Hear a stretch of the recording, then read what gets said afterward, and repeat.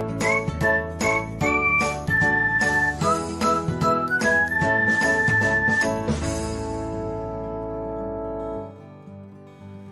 everyone, welcome back to another episode of Technologyglance.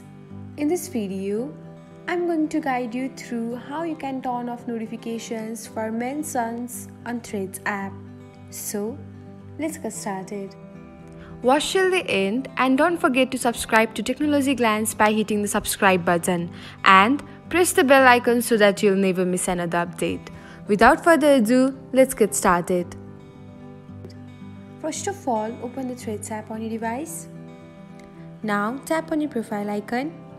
Next, select the hamburger menu and then open notifications.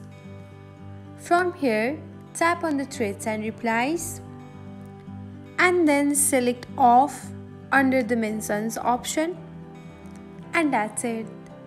You will no longer receive notifications when someone mentions you on Threads app. Thanks for watching. If you found this guide helpful, we will love it if you hit the thumbs up button below. We upload great new tech tutorials like this one every day. So, don't forget to subscribe to our channel and hit the bell icon to get an update as soon as we post a video.